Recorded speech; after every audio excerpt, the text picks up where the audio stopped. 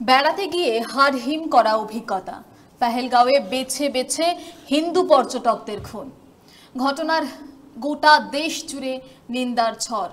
বদলা চায় প্রত্যেক ভারতীয়ই বলছেন, কিন্তু তারও ওপরে গিয়ে রাজনৈতিক বিতর্ক এখন এই সমস্ত কিছুকে ছাপিয়ে গিয়েছে। কেন রাজনৈতিক বিতর্ক? আমরা দেখেছি দুটো বিষয়, যে এই জঙ্গি হামলা কাশ্মীরের মতো জায়গায় যেখানে পর্যটক সবসময় ঠাসা থাকে, সে জায়গায় কেন হয়েছে সেই প্রশ্ন, কার গাফিলতি তা নিয়ে প্রশ্ন। অন্যদিকে আরও একটা প্রশ্ন, কেন এভাবে বেছে বেছে হিন্দু পরিচয় দেখে, নাম জিজ্ঞাসা করে, কলমা পড়তে বলে, সিঁদুর দেখে এই খুন হলো তা নিয়ে প্রশ্ন। এই মুহূর্তে সেকুলারদের দেখলেই রে রে করে তাড়া করার মতো একটা পরিস্থিতি যেন তৈরি হয়েছে সোশ্যাল মিডিয়ায়। চোখ খুললেই কাশ্মীরের জঙ্গি হামলার ঘটনা নিয়ে মন্তব্য, পাল্টা মন্তব্যের বন্যা বইছে। ঠিক একইভাবে দুটো দলে এই মুহূর্তে ভাগ হয়ে গিয়েছে এই জঙ্গি হামলার ঘটনায়। যারা শাসক তারা তো বিরোধিতা করবেই। কেন এই ঘটনা ঘটলো? Intelligence failure, police, Jammu Kashmir police, সেনা, আর্মি তারা কি করছিল, সেনা জওয়ানরা সেখানে কি করছিল, এই প্রশ্ন উঠছে, প্রশ্ন তুলছে তারা। কেন্দ্রের ব্যর্থতা নিয়ে প্রশ্ন তুলছে। অন্যদিকে আরো একটা দল, মানে যদি আমরা বিরোধী যারা এই মুহূর্তে রাজ্যে এবং দেশে যারা ক্ষমতায়, একদম শীর্ষে যিনি, প্রধানমন্ত্রী থেকে শুরু করে স্বরাষ্ট্রমন্ত্রী, তাদের মুখেও এই হিন্দু নিধন বেছে বেছে সেই প্রশ্ন উঠেছে। কিন্তু এই প্রশ্ন তারা কখনো তোলেননি যে এই ব্যর্থতা কার, কোথায় ব্যর্থতা ছিল বলে আবারও এরকম একটা ঘটনা দেখতে হলো, এতজন মানুষের প্রাণ গেল। প্রধানমন্ত্রী বলেছেন পাল্টা দাওয়াই দেওয়া হবে, ভাতে মারা হবে, শুধু ভাতে মেরেই শেষ নয়, এমন বদলা নেওয়া হবে যা মানুষের ধারণার ভাবনার বাইরে। রাজনাথ সিং থেকে শুরু করে প্রধানমন্ত্রী, স্বরাষ্ট্রমন্ত্রী প্রত্যেকের মুখে বক্তব্য এতদিন আমরা শুনে ফেলেছি। হ্যাঁ, ভাতে মারার যে কূটনৈতিক পদ্ধতিতে যে পাকিস্তানকে ভাতে মারা, তার নিদানও দেওয়া হয়েছে, সেই খবরও আপনাদের সামনে তুলে ধরেছি। কিন্তু তারপরেও এই বিতর্কগুলো কিন্তু থেকেই যাচ্ছে। আমি যদি আমাদের রাজ্যের কথা বলি, আমাদের রাজ্যের 3 জন সহনাগরিককে আমরা হারিয়েছি। অনেকেই প্রাণে বেঁচে ফিরেছেন, অভিজ্ঞতা শেয়ার করছেন বিভিন্ন মিডিয়াতে, সোশ্যাল মিডিয়ায় অবশ্যই। এই মুহূর্তে এ রাজ্যে রাজনৈতিক বিতর্ক আরও তুঙ্গে। আপনারা জেনে থাকবেন বেশ কয়েক দিনে বিরোধী দলনেতা একাধিক মন্তব্য এবং শাসক দলের পাল্টা মন্তব্যে হিন্দু মুসলিম এই বাইনারিকে সামনে রেখেই যে 26-এর নির্বাচন লড়া হবে তার একটা আভাস সাধারণ মানুষ থেকে শুরু করে রাজনৈতিক বিশ্লেষকরাও এই মন্তব্য করছিলেন, যে এই বাইনারিকে সামনে রেখেই নির্বাচনে লড়বে শাসক থেকে শুরু করে বিরোধী প্রত্যেকটি দলই। বিজেপি সেখানে আরো বেশি, শাসক দল তো অবশ্যই। মমতা বন্দ্যোপাধ্যায়ের গলাতেও আমরা শুনেছি বিধানসভায় দাঁড়িয়ে তিনি ব্রাহ্মণ কিনা, তিনি কোন ঠাকুরের পুজো করেন, তিনি কোন দিকে মাথা রেখে ঘুমান, এই বক্তব্য শুনেছি।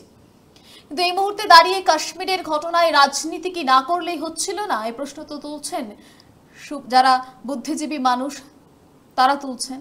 কিন্তু রাজনীতি হচ্ছে। মমতা বন্দ্যোপাধ্যায় যখন একদিকে সোশ্যাল মিডিয়া খুললেই যখন বিরোধীরা এ রাজ্যের শুভেন্দু অধিকারী থেকে শুরু করে একাধিক শীর্ষ নেতৃত্বরা বলছেন সত্যি কোনো জাত ধর্ম সন্ত্রাসবাদীদের হয় না, এটা ভুল, সন্ত্রাসবাদীদেরও ধর্ম হয়, জঙ্গিদেরও ধর্ম হয়। কাশ্মীরের এই ঘটনা যদি সামনে রাখি তাহলে একদম সেটা স্পষ্ট। কিন্তু মমতা বন্দ্যোপাধ্যায় একদম শুরুতেই এই ঘটনার প্রেক্ষিতে যখন প্রথম তিনি প্রতিক্রিয়া দেন, সেই প্রতিক্রিয়াতেই জানিয়ে দেন যে এই সন্ত্রাসবাদীদের আদতে কোনো জাত ধর্ম হয় না। কারণ একজন মুসলিমও তো মারা গিয়েছে, কাশ্মীরি একজন যুবক, তিনিও তো মারা গিয়েছেন। সে কথা কেন উঠে আসছে না, এই প্রশ্নও ভীষণভাবে জোরালো হয়েছে। মমতা বন্দ্যোপাধ্যায়ের বক্তব্য দিয়ে শুরু করি। প্রথমে শোনাবো আপনাদের মমতা বন্দ্যোপাধ্যায় ঠিক কি বলেছিলেন প্রাথমিক প্রতিক্রিয়ায় কাশ্মীরের জঙ্গি হামলার ঘটনায়। দেখুন, এদের কোনো জাত হয় না, কোনো ধর্ম হয় না, এরা একটা ক্লাস, এদের ক্ষমাও করা যায় না। এবং আমি ভেবে পাচ্ছি না এতক্ষণ সময় লেগেছে বেছে বেছে বেছে বেছে করেছে, যেগুলো যেগুলো আমরা শুনতে পাচ্ছি, দেখতে পাচ্ছি। তো ওখানে তো অনেক আর্মি ছিল, এমনিতেও তো বর্ডার এরিয়া, সেন্সিটিভ এরিয়া। যাই হোক, সেসব বাছাবাছি নিয়ে কথা আমি এখন বলবো। আমরা যেটা চাই যে সত্যি ঘটনা যারা ঘটিয়েছে তাদের বিরুদ্ধে স্ট্রং অ্যাকশন, স্ট্রিকজেন্ট অ্যাকশন নেওয়া। আমরা ক্যাবিনেটেও আজকে কন্ডেম করে ট্রিব্যুনালটাতে আমরা রেজুলেশন নিয়েছি। কেন ব্যর্থতা, কোথায় ব্যর্থতা, কেন এই ঘটনা ঘটলো, কেন এতজনকে প্রাণ দিতে হলো এরকম একটি জায়গা যে জায়গায় সব সময় পর্যটক ঠাসা থাকে, সেখানে কেন কোনো পুলিশ ছিল না? জম্মু কাশ্মীর পুলিশ কেন ছিল না? কেন সিআরপিএফ ছিল না? কেন আর্মি ছিল না? এই প্রশ্ন উঠছে। ঠিক তখনই মমতা বন্দ্যোপাধ্যায় এই ধর্ম যখন বড় করে হচ্ছে, এগুলো নিয়ে প্রশ্ন ওঠার থেকেও সাধারণ মানুষ এখন বেশি প্রশ্ন তুলছেন, কেন বেছে বেছে হিন্দুদের মারা হবে, কেন হিন্দু নিধন হবে, হিন্দুরা এবার একত্রিত হও। মুসলিম বিদ্বেষ এই মুহূর্তে দেশ জুড়ে প্রতিটা মুখে মুখে ঘুরছে। কোথাও গিয়ে সোশ্যাল মিডিয়া খুললেও আমরা সেই ছবি দেখতে পাচ্ছি, সেখানে মমতা বন্দ্যোপাধ্যায় তিনি বলছেন যে এই জাত ধর্ম হয় না। এতদিন পর্যন্ত আমরাও তাই জেনে এসেছি, কিন্তু বিরোধীরা যারা হিন্দু তারাও কিন্তু বলছেন যে এবার সময় এসেছে হিন্দু নিধনের পাল্টা কথা বলার। কেন বেছে বেছে হিন্দুদের নিধন করা হবে?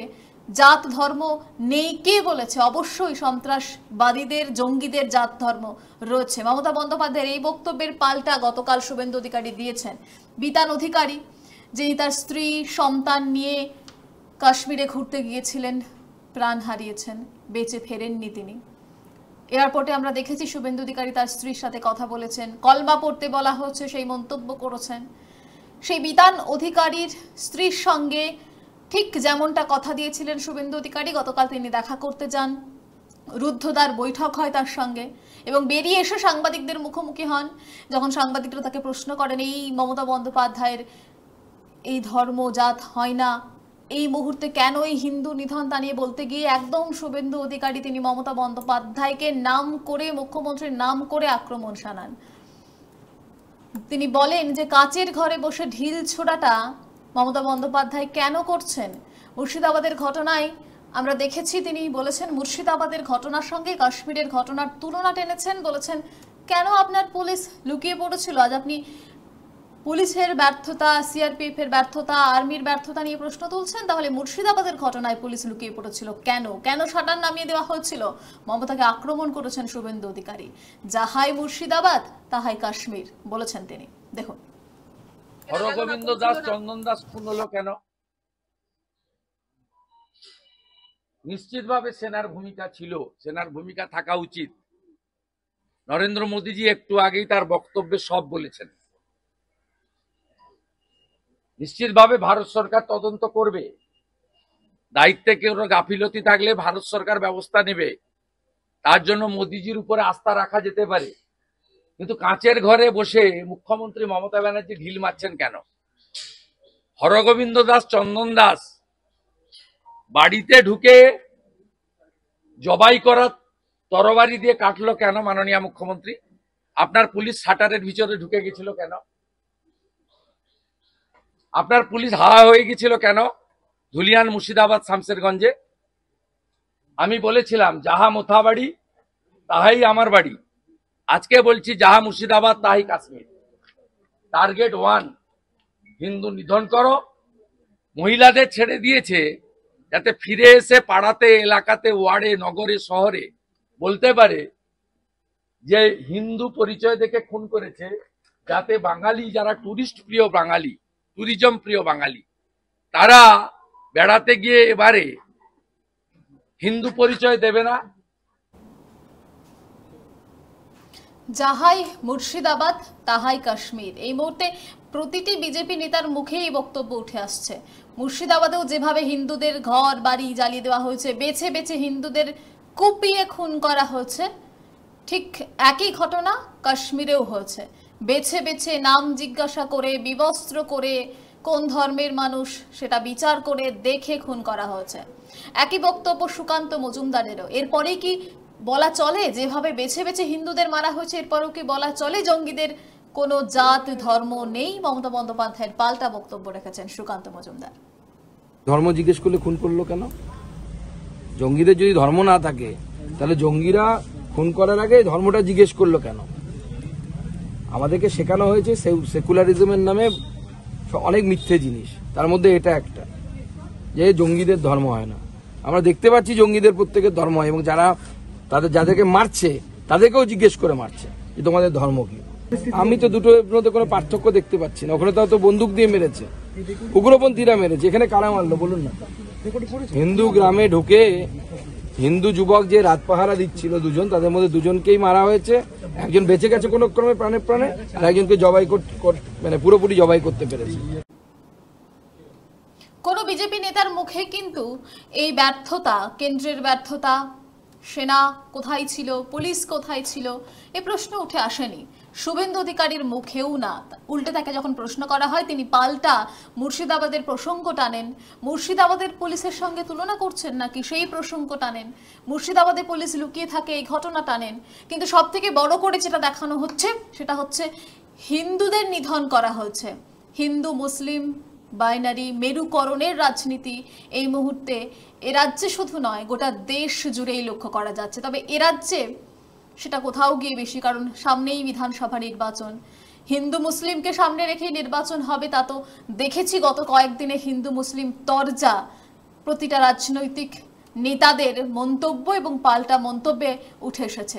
এখন সেটা আরো বেশি করে কাশ্মীরের ঘটনার পর মাথাচাড়া দিচ্ছে। কুণাল ঘোষ অন্যদিকে তৃণমূলের মুখপাত্র, তিনি প্রথম থেকেই অবশ্যই সেকুলার, যেটাতে সব থেকে বেশি আপত্তি এখন বিজেপি নেতাদের, সেই সেকুলার সামনে রেখেই তিনি বলেছেন সন্ত্রাসবাদীদের বুলেটে, যে বুলেট থেকে গুলি বেরিয়ে, যে বুলেট বেরিয়ে একজনের প্রাণ গিয়েছে, এতজনের প্রাণ গিয়েছে, সেই বুলেটে ধর্ম লেখা থাকে না। অন্যদিকে আপনারা প্রত্যেকেই জানেন গতকালকেই ঝন্টু আলী শেখ, তিনি একজন জওয়ান, তাকে আমরা হারিয়েছি। যখন গুলি চলছে, আমরা জানি এই মুহূর্তে কি হচ্ছে কাশ্মীর সীমান্তে, গুলির লড়াই চলছে, জঙ্গিদের খোঁজ চলছে। সেনারা একদম তৎপরতার সঙ্গে বলছেন যে জঙ্গিরা জঙ্গলেই লুকিয়ে রয়েছে, তারা বেরোতে পারেনি, তাদের খোঁজার চেষ্টা চলছে। গুলির লড়াইয়ে আমরা একজন সেনাকে হারিয়েছি, তিনি মুসলিম। তাকে নিয়ে কোনো কথা তো বলছেন না শুভেন্দু অধিকারীরা। প্রশ্ন তুলেছেন কুণাল ঘোষ, তিনি মুসলিম বলে প্রশ্ন তুলছেন না। তিনি মুসলিম বলে তার বাড়িতে কোনো বিজেপি নেতাদেরই যেতে দেখা যাচ্ছে না। কেন? হিন্দু সেনার পাশাপাশি মুসলিম সেনারাও তো আমাদের দেশকে রক্ষা করতে লড়ে যাচ্ছে। প্রশ্ন তুলেছেন কুণাল ঘোষ, দেখুন। বলুন, মুসলমান ছেলে, বাংলার ছেলে, বাংলা মায়ের গর্বের ছেলে, ভারত মাকে রক্ষা করতে গিয়ে আজকে জীবন দিল জঙ্গিদের গুলি বুক পেতে নিয়ে। বলুন, স্টেটমেন্ট করুন। নিশ্চয়ই অনেক হিন্দু মারা গেছে, তার মধ্যে মুসলিমও ছিল, কিন্তু সন্ত্রাসের বুলেটে তো ধর্মের নাম লেখা থাকে না। আর আপনারা যদি সেখানে ধর্মের নাম আবিষ্কার করে থাকেন, তাহলে সেনাবাহিনীর মধ্যেও যারা জঙ্গিদের বুলেটের বিরুদ্ধে লড়ছে, সেখানেও ধর্মের রং আপনাকে দেখতে হবে। সেখানে কিন্তু হিন্দুর পাশাপাশি মুসলমান সেনারাও ভারতবর্ষের জন্য লড়ছেন। দেখুন, এটা মরিয়া হয়ে দিশাহারা কেন্দ্র, একটা মুখ রক্ষার জন্য সারা দেশব্যাপী চাপ, কেন্দ্রীয় স্বরাষ্ট্রমন্ত্রকের যাবতীয় গাফিলতি, ব্যর্থতা, অপদার্থতা প্রকাশিত আজ মানুষের সামনে। ফলে এখন ওই জল চুক্তি আপাতত স্থগিত, ওখান দিয়ে যাতায়াত আপাতত বন্ধ, এইসব করছেন। কিন্তু এটা যেহেতু আন্তর্জাতিক বিষয়, ফলে আমাদের দলের নেতৃত্ব নজর রাখছেন, চুলচেরা বিশ্লেষণ করছেন। আপাতত এইটুকু। যে জওয়ানকে আমরা হারিয়েছি এই গুলির লড়াইয়ে, এই ঘটনার পরে যখন জঙ্গিদের খোঁজ চলছে, সেই গুলির লড়াইয়ে তিনি মুসলিম, ঝন্টু আলী শেখ তার নাম। সত্যিই তার বাড়িতে কোনো বিজেপি নেতা যায়নি। মমতা বন্দ্যোপাধ্যায় তার বাড়িতে থাকার আশ্বাস দিয়েছেন। সে প্রশ্ন তুলছেন তৃণমূল মুখপাত্র। কোথাও গিয়ে এই কেন্দ্রের যে একটা ব্যর্থতা অবশ্যই রয়েছে, ইন্টেলিজেন্স ফেলিওর, সেই ব্যর্থতা অবশ্যই রয়েছে। এবং সেনা আর্মি তারা কেন ওই ঘটনাস্থলে ওই সময় ছিলেন না, সেই ব্যর্থতা নিয়েও যখন প্রশ্ন উঠছে, তারই মাঝে এই সমস্ত কিছুকে ঢাকা দেওয়ার জন্য একটা ধর্মীয় মেরুকরণের রাজনীতি এই মুহূর্তে গোটা দেশ জুড়ে তৈরি করার চেষ্টা করছে বিজেপি। এই অভিযোগও কিন্তু উঠে আসছে। শুধু তাই কেন, আমি আপনাদের বলছিলাম যে কাশ্মীরে শুধুমাত্র যে হিন্দুই নিধন হয়েছে তা নয়, একজন মুসলিমও শহীদ হয়েছেন, আদিল শাহ, যিনি আমরা দেখেছি কিভাবে বন্দুক কেড়ে নেওয়ার চেষ্টা করেছেন জঙ্গিদের থেকে, বাধা দেওয়ার চেষ্টা করেছেন, প্রাণে বাঁচানোর চেষ্টা করেছেন যাদের মারা হয়েছে, সেই সময় তাকে শহীদ হতে হয়। তার কথা অনেকেই বলছে না। তবে শুভেন্দু অধিকারীর আরও একটি বক্তব্য শোনাবো আপনাদের, যা শুনে হয়তো আপনি একটু চমকে উঠতে পারেন। কারণ শুভেন্দু অধিকারী বারবার যখন হিন্দু মুসলিমদের বারবার আক্রমণ করেছেন, তোষণকারী নিয়ে কথা বলেছেন, হিন্দু হিন্দু করছেন এই মুহূর্তে, সেই শুভেন্দু অধিকারীর মুখে এই আদিল শাহ, যিনি কাশ্মীরি মুসলিম শহীদ হয়েছেন, তার প্রশংসা শোনা গেল। তিনি প্রশংসা করলেন এপিজে আব্দুল কালামের প্রসঙ্গ টেনে, বললেন তাকে খুন করা হয়েছে কাফের বলে, সেই খুন করাটা ঠিক নয়, কিন্তু তার যে প্রতিবাদ সেটা অবশ্যই ভালো দিক। দেখুন কি বলেছেন শুভেন্দু অধিকারী। এটা অত্যন্ত ভালো দিক যে তাকে কাফের বলে চিহ্নিত করে খুন করেছে, মানে খুন করাটা ভালো দিক নয়, প্রতিবাদটা আদিল সাহেব ভালো দিক। আমরা এই কারণেই অটল বিহারী বাজপেয়ীজি এপিজে আব্দুল কালামকে রাষ্ট্রপতি করেছিলেন, এই কারণেই নরেন্দ্র মোদীজি আরিফ মোহাম্মদ খানকে কেরালার রাজ্যপাল, পরে বিহারের রাজ্যপাল করেছেন। এখনো দেশে এপিজে আব্দুল কালাম বা আরিফ মোহাম্মদ খানেদের মতো বা নাজমা হেপতুল্লাদের মতো মানুষজন আছে, এবং কাশ্মীরে দাঁড়িয়ে গোলাম নবী আজাদের মতো লোকেরাও যে ভাষায় নিন্দা করেছেন, এটাও প্রশংসার। কাশ্মীরে জঙ্গি হামলা নিয়ে যখন রাজনৈতিক চর্চা চলছে শাসক বিরোধীর মধ্যে, শুধু সেকুলার বলে যাদের আক্রমণ করা হচ্ছে সেই দলে কিন্তু শাসকই শুধু নেই, কংগ্রেস, সিপিএম তারাও রয়েছেন। তবে এই মুহূর্তে যখন একটি দল এই ধর্মীয় মেরুকরণের রাজনীতি করতে চাইছে শুধুমাত্র, এবং অন্যদিকে এই কেন্দ্রীয় ব্যর্থতা নিয়ে প্রশ্ন করছে একটি দল, সেই দলের মধ্যে রয়েছে কংগ্রেস এবং সিপিআইএম। এ রাজ্যে তারা পথে নামছেন, তারা প্রশ্ন করছেন যে যে ঘটনা ঘটেছে সে ঘটনা আর কোনোভাবে কোনো কিছু করা তো এই মুহূর্তে সম্ভব নয়, পাল্টা বদলা চাই। পাশাপাশি কেন এই ঘটনা ঘটলো তার জবাব স্বরাষ্ট্রমন্ত্রীকে দেওয়ার কথাও বলেছেন। আমি কংগ্রেস মুখপাত্রের বক্তব্য শোনাবো আপনাদের, সুমন রায়চৌধুরী। তার বক্তব্য উঠে এসেছে যে ঘটনা ঠিক কেন ঘটলো, স্বরাষ্ট্রমন্ত্রীকে তো তার উত্তর দিতে হবে। দেখুন, একটা সাম্প্রদায়িক মানসিকতার থেকে আর্টিকেল 370 কে উইথড্র করা হলো, জম্মু এন্ড কাশ্মীরের মানুষের সেন্টিমেন্টের সঙ্গে খেলা হলো। আর্টিকেল 370 একটা বড় অংশ হচ্ছে, একটা বড় পার্ট হচ্ছে protection act, state protection act, সেই অ্যাক্টটাকে তুলে নেওয়া হলো। আজকে আপনি কার দিকে দোষ দেবেন? অমিত শাহ মহাশয় কার দিকে দোষ দেবেন? আপনি পুলিশ আপনার, ওখানকার কেন্দ্রীয় বাহিনী আপনার, কারণ ওটাকে আপনি ইউনিয়ন টেরিটরি করে দিয়েছেন। ক্রোনোলজি তৃতীয় ধাপ হচ্ছে রাজ্যটাকে নিচে নামিয়ে এনে ডিগ্রেড করে, এক স্টেপ নিচে নামিয়ে এনে রাজ্যের মর্যাদার থেকে ইউনিয়ন টেরিটরির মর্যাদা। এরপরে কি হবে? আমরা গিয়ে ওখানে জমি কিনতে পারবো, বাড়ি কিনতে পারবো, বিভিন্ন ধরনের যেসব প্রোটেকশন দেওয়া ছিল জম্মু কাশ্মীরকে, স্পেশাল প্রোটেকশন অ্যাক্ট দেওয়া ছিল, সেগুলোকে আপনি খারিজ করে দিলেন, করে একটা sentimental war, hills and plains যেরকম হয় নর্থ ইস্টে, একটা সেন্টিমেন্টাল ওয়ার ওখানে আপনি লাগিয়ে দিলেন। তাহলে জম্মু কাশ্মীর হয়ে গেল ইউনিয়ন টেরিটরি, ডিমনিটাইজেশন করলেন, আর্টিকেল 370 অ্যাব্রোগেট করলেন, স্পেশাল প্রোটেকশন অ্যাক্ট তুলে নিলেন, তারপরেও 26 জন সহনাগরিক আমার মারা গেল। এর জবাবটা কে দেবে? অমিত শাহ। 370 রোধের পর কাশ্মীর যখন ধীরে ধীরে একটা নির্দিষ্ট ছন্দে ফিরছিল, নিজ ছন্দে ফিরছিল, স্বাভাবিক ছন্দে ফিরছিল, ঠিক তখনই এরকম একটা অ্যাটাক। এর আগেও আমরা উরি, পুলওয়ামা দেখেছি। একদিকে এই সব নিয়ে যখন রাজনৈতিক চর্চা চলছে, তখন কিছু ভারতীয়, কিছু মানুষ তারা চাইছেন যে এই সমস্ত কিছুকে একটা জায়গায় রেখে বদলা হোক, এমন একটা বদলা হোক যাতে পাকিস্তান পরের বার আমাদের দেশের দিকে, আমাদের দেশের মাটির দিকে তাকাতে রীতিমতো ভয় পায়।